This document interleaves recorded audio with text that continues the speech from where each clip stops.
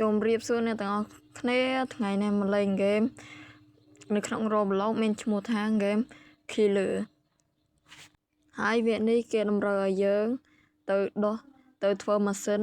ឲ្យបាន5ដើម្បីបើកទ្វារដើម្បីរត់ចេញពី Killer ហើយ game នេះពិតជាសាហាវមែនទែនគឺ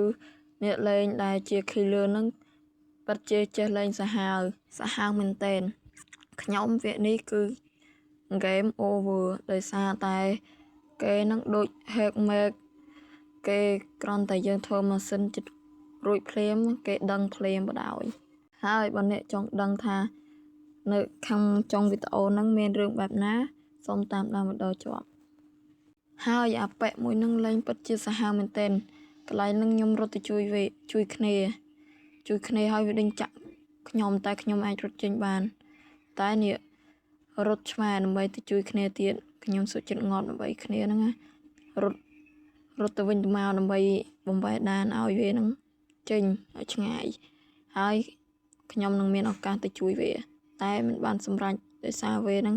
កន្លែងហ្នឹងខ្ញុំរត់ថាទៅជួយគ្នាតែវាឃើញវានៅនឹងហើយខ្ញុំមកធ្វើម៉ាស៊ីននេះដើម្បីរត់ចេញដើម្បីឲ្យហ្គេមយើងឈ្នះប៉ុន្តែជាអកុសលត្រូវបានរំខានដោយសារការធ្វើម៉ូទ័រមិនបានលោកជោគជ័យហើយក៏វាឮសំឡេងនោះក៏វាបានមកតិចទៀតបានឃើញវាមក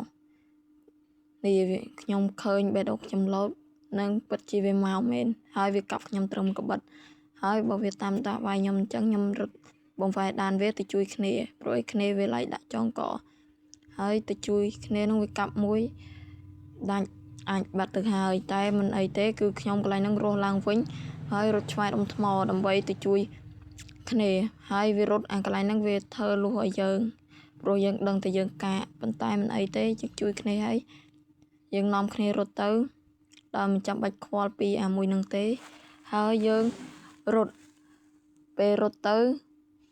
ថាទៅរកកន្លែងម៉ូទ័រធ្វើទៀតដើម្បីគេចពីវាប៉ុន្តែវាចេះលេងខ្លាំងជាងយើងទៀតអាមួយនឹងពិតជាលេងសាហាវមែនទែនខ្ញុំមិនអាចវាយលេងឈ្នះវាទេកន្លែងហ្នឹងខ្ញុំហក់ថាទៅជួយគ្នាទៀតព្រោះគ្នាត្រូវវាកាប់ងាប់ទៀតហើយថាខ្ញុំទៅជួយវាហើយវគ្គនេះខ្ញុំជួយបានកន្លែងហ្នឹងហើយដែលខ្ញុំជួយបានហើយរត់ហើយវា killer ហ្នឹងវានៅពីក្រោយយើងតែយើងរត់តែយើងតម្រូវយើងរត់យឺតជាងវាហើយខ្ញុំក៏វាយដានតែវាឃើញយើងហើយក៏វាកាប់ខ្ញុំត្រឹមមួយកំបិតហើយក៏ចងកវាដាក់យើងចងកតែគ្នាអាចជួយបានតែវាហ្នឹងពិតជាសាហាវមែនទែនយើងរត់បំវាយដានវារត់ចុះឡើងវាចាប់យើងបបោកធ្វើឲ្យយើងបាក់ជើងទៀត